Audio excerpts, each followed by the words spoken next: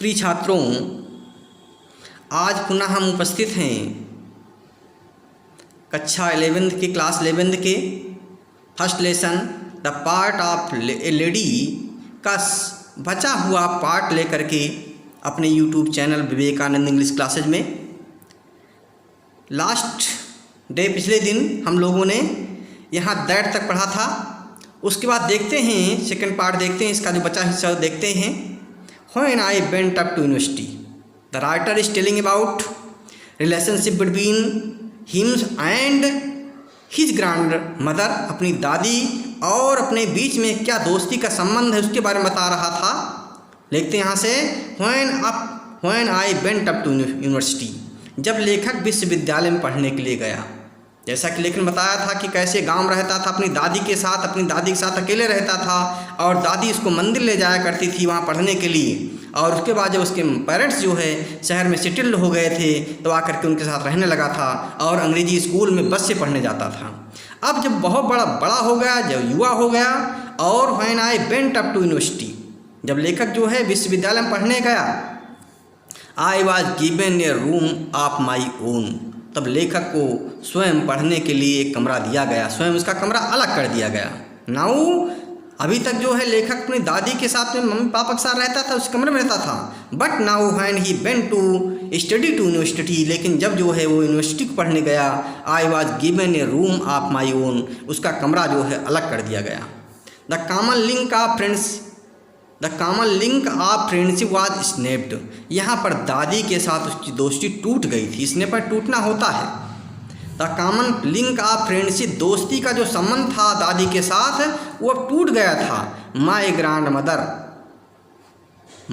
Mother accepted her exclusion with resignation, मेरी दादी ने बहुत त्याग के साथ अपना अकेलापन स्वीकार किया, अकेला रहना स्वीकार किया, क्योंकि बचपन से जब बच्चा था तभी से दादी उसके साथ रहती आई थी। और अब जो है जब विश्वविद्यालय का छात्र बन गया है लेखक जो है, तब जो है अकेले कमरा में रहता है, अकेले कमरा दिया गया है और जो दोस्ती थी बचपन से वो टूट गई है। My grand father accepted her exclusion with resignation, मेरी दादी ने जो है त्याग के साथ जो है उस एकांतता को स्वीकार किया, एकांत में रहने को स्वीकार किया। सेक्युलरिज्म में एकांत में वास होता है।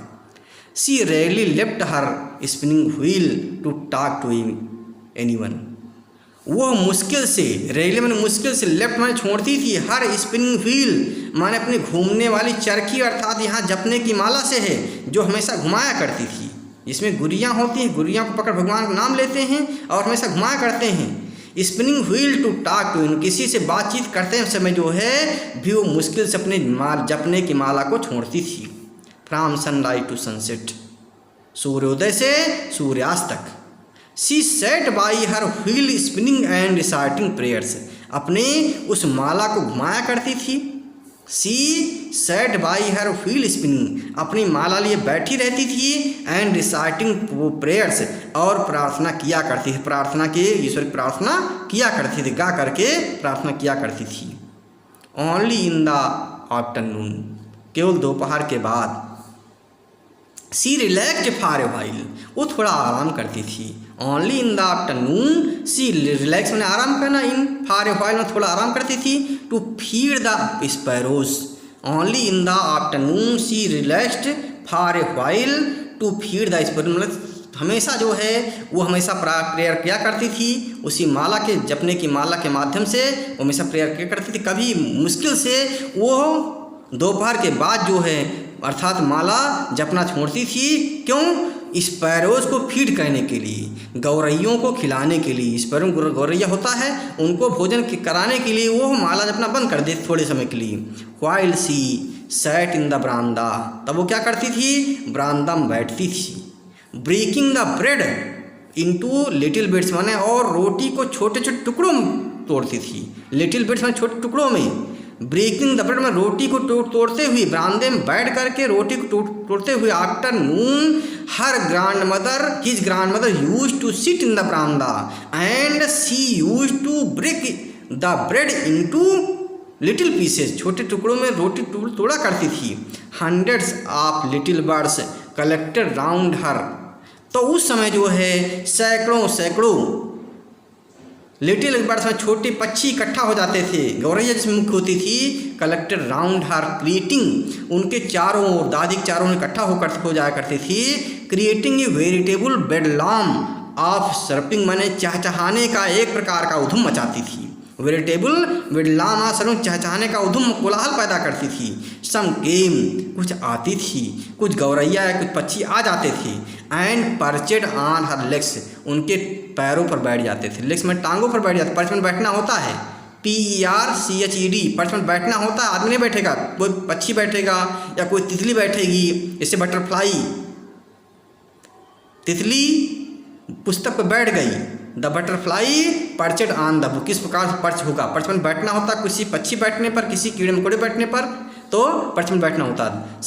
सम के माने कुछ आती थी, एंड परचेड ऑन लेग्स माने उनके टांगों पर बैठ जाती थी। अदर्स माने कुछ दूसरी आती थी। ऑन हर शोल्डर्स माने उनके कंधों पर, दादी के कंधों पर बैठ जाती थी। Some even sat on her head, कुछ उनके सिर पर बैठ जाती थी। सी स्माइल्ड, वो मुस्कुरा देती थी, दादी मुस्कुराने लगती थी। But never suit them away, लेकिन कभी भगाती नहीं थी। वो बैठ जाती थी। पक्षी तो बैठे करते, डरती थी, भगाती थी उनको। जो है सूट में भगाना होता है, SHOO, ये नया शब्द आया। शू मन भगाना होता है, शूड देम अवे, वो उनको कभी भगाती नहीं थी, बल्कि खुश हो जाती थी जब पक्षी आकर के दादी के सिर पर, पैरों पर या कहीं बैठती थी, तो दादी खुश हो जाती थी, उनको भगाती नहीं थी।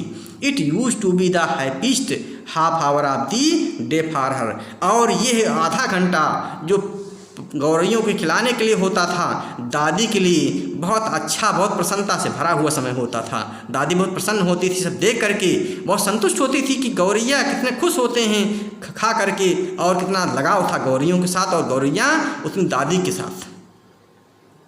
Next, when I decided to go abroad for further studies, जब मैंने विदेश जाने का दिन किया, अर्थात देश की शिक्षा पूरी हो गई। When I decided to go abroad for the further studies, माने आगे की शिक्षा के लिए जब मैंने विदेश जाने का निर्णय किया। आई वॉज श्योर, मुझे विश्वास था। I was sure my grandmother would be upset, कि मेरी दादी परेशान हो जाएंगी। When she came to know that her grandson was going to foreign countries to study leaving her, वो लेखक को विश्वास था कि जब दादी को मालूम होगा कि उनका पोता जो है, उसका नाती जो है विदेश पढ़ने के लिए जा रहा है, तो परेशान हो जाएंगी। I would away for 5 years, मैं 5 साल के लिए जा रहा था। I was sure my grandmother would be upset, मुझे विश्वास था कि मेरी दादी परेशान हो जाएंगी। I would be away for 5 years, मैं 5 साल के लिए जा रहा था। And at her age one could never tell, and at her age one could never tell, और उस अवस्था में कोई किसी को बता नहीं सकता था।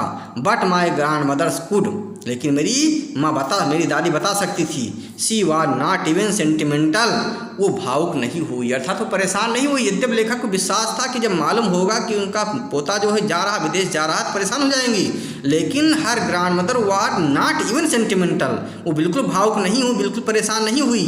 सी came to leave me at the railway station, वो लेखक को रेलवे स्टेशन तक छोड़ने आई थी। She came to leave me at the railway station, वो छोड़ने आई थी मुझे, लेखक को, railway station. But did not talk or show any emotion, लेकिन कोई उन्होंने इमोशनल या भावनात्मक दृश्य नहीं दिखाया, अर्थात बहुत भावुक नहीं हुई, वो बहुत भावुक नहीं हुई। She accept the seclusion, she accept the separation, उन्होंने जो है सेपरेशन को स्वीकार किया। She came to leave me at the railway station but did not talk to show or any emotion, कोई उन्होंने इमोशन नहीं दिखाया। Her lips moved in prayer, her mind was lost in prayer, और जब छोड़ रही थी, मुझे छोड़ने आई थी, तो क्या कर रही थी उसकी दादी? हर लिप्स मूव्ड इन प्रेयर, उसकी ओंठ जो है चल रहे थे प्रेयर में, प्रार्थना में, अर्थात उसके ईश्वर की हमेशा प्रार्थना किया करती थी। उस समय भी अपने बच्चे की पुनः वापसी लौटने के लिए सुकुशल ये प्रार्थना कर रही होंगी, ऐसा लेखक का मानना है। हर mind was lost in prayer, उनका मस्तिष्क जो है प्रेयर में खोया हुआ था। हर fingers were busy telling the beads of her rosary, अपनी उस माला को, उस बुरियों की माला को हमेशा चलाने में, अपनी उंगली से चलाने में व्यस्त थी। Silently she kissed my forehead, शांति से उन्होंने लेखक के फोरहेड को, मस्तक को किस किया, चूमा। विदाई के समय देखिए कैसा दृश्य लेखक बता रहा है। Silently she kissed my forehead, the writer's grandmother kissed his forehead and when I left, और जब मैं गया मैंने छोड़ा, I cherished the most imprint as perhaps the last sign of physical contact between us.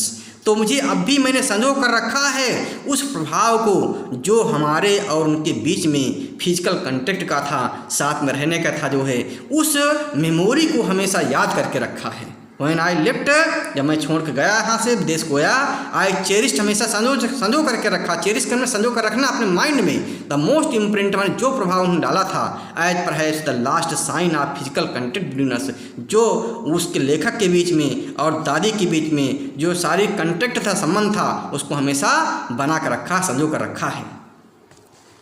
But that was not so, लेकिन ऐसा हमेशा नहीं रहना था। After 5 years I came back home, 5 साल बाद लेखक पुनः वापस आ गया घर को, and was met by her at the station, और स्टेशन पर पुनः मुलाकात हुई। जहाँ पर दादी ने छोड़ा था वहीं पर पुनः दादी से मुलाकात हुई, क्योंकि दादी उसको लेने गई होंगी।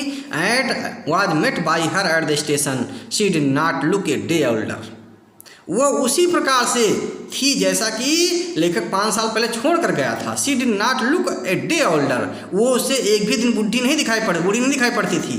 She still had no time for words, और अब भी उनके पास बिल्कुल बोलने के शब्द नहीं होते थे। She kept busy in her prayer, अपनी प्रार्थना में इतना व्यस्त रहती थी, किसी से बातचीत नहीं करती थी। She still had no time for words and while she clasped me in her arms, जब उन्होंने क्लैस्प कर लिया अपनी बाहों में, अर्थात बाहों में चिपका लिया, बाहों में आलिंगन किया, बाहों में गोद में आलिंगन किया।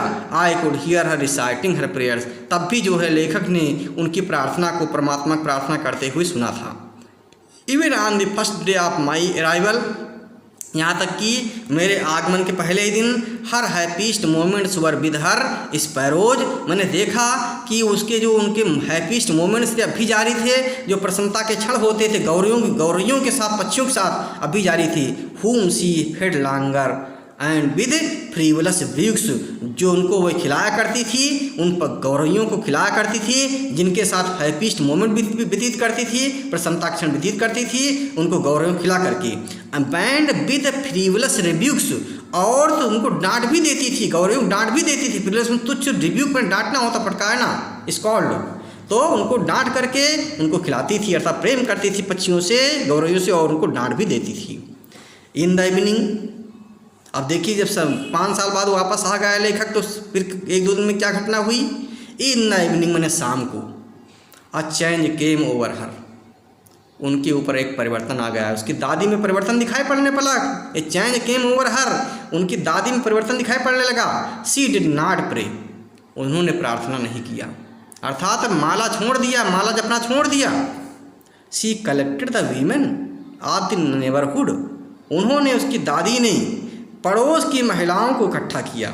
She collected the women of her neighbourhood, उन्होंने, उसकी दादी ने, लेखक की दादी ने पड़ोस की महिलाओं को इकट्ठा किया।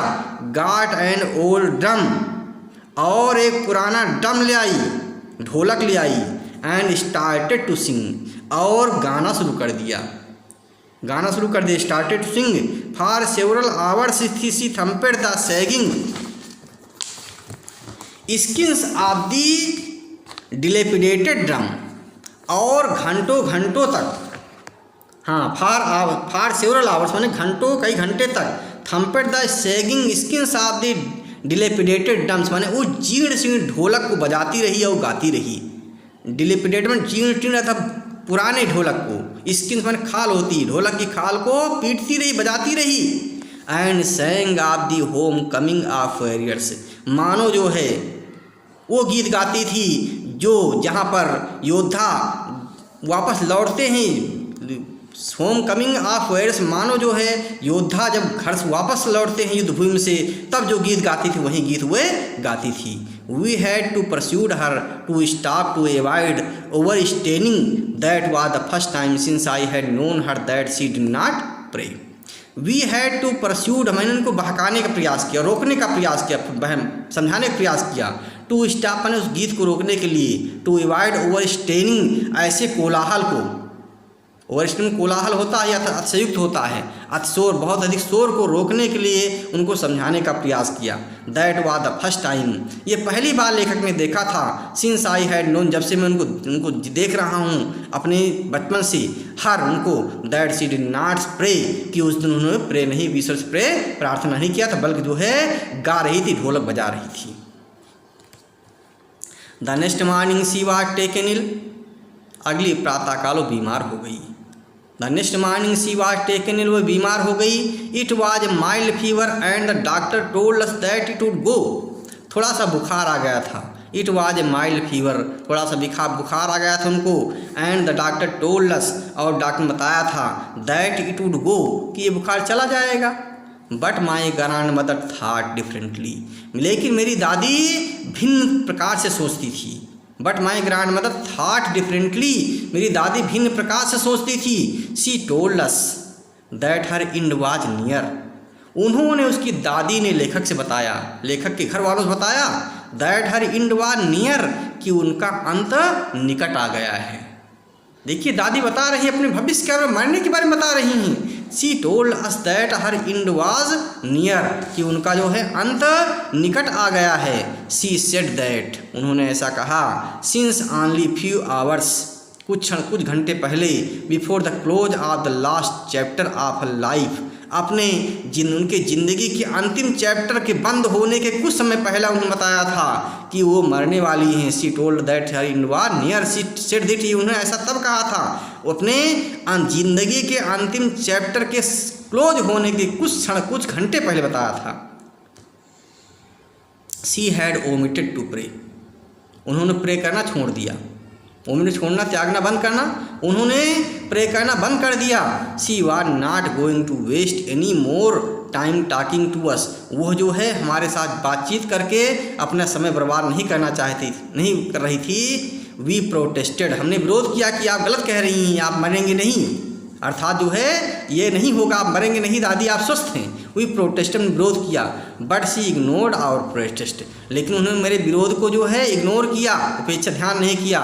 She lay peacefully in bed praying and telling her beads, she lay peacefully, वो लेट गई शांतिपूर्वक, इन बेड मैंने बिस्तर पर, प्रेइंग प्रार्थना करने के लिए, एंड टेलिंग हर बीड्स और अपनी माला जपने के लिए, अर्थात वो अब लेट गई हैं। जब लेखन बताया कि आप स्वस्थ हैं, आपको मरने की चिंता नहीं करनी चाहिए, लेकिन उन्होंने विरोध किया। सी ले पीसफुल्ली, वो लेट गई इन बेड बिस्तर पर, praying and telling her beads, माने प्रार्थना करते हुए और फिर माला जपते हुए। Even before we could suspect, यद्यपि मैं संदेह करता था, her lips stopped moving and the rosary fell from her lifeless finger. Even before we could suspect, मैं संदेह करूँ उससे पहले ही, हर लिप्स स्टॉप्ड, उनके होंठ रुक गए, दादी के होंठ बंद हो गए। मूविंग, जो हिल रहे थे प्रेयर में वो बंद हो गए, जो ईश्वर प्रार्थना में उनके होंठ हिल रहे तो बंद हो गए। एंड रोजरी, और जपने की माला, fell from her lifeless fingers, उनकी उंगलियों से जो मर चुकी थी गिर गई, अर्थात उनकी उंगलियों से वो माला नीचे गिर गई। A peaceful pallor spread on her face, और एक शांतिपूर्ण पीलापन उनके चेहरे पर फैल गया। देखिए इसकी माँ कैसे, उसकी दादी कैसे मर रही, कैसे लेकर वर्णन कर रहा है। A peaceful pallor spread on her face, एक पीलापन, शांतिपूर्ण पीलापन जो है, एक शांतिपूर्ण पीलापन उनके चेहरे पर फैल गया। एंड वी न्यू, और हम जान गए थे, that she was dead, she was no more, कि वो जिंदा नहीं है बल्कि मर चुकी है। We lifted her off the bed, जब वो मर गई तो हम लोगों ने क्या किया, लेखक के परिवार ने क्या किया, we lifted her off the bed, हमने उनको बिस्तर से उठाया।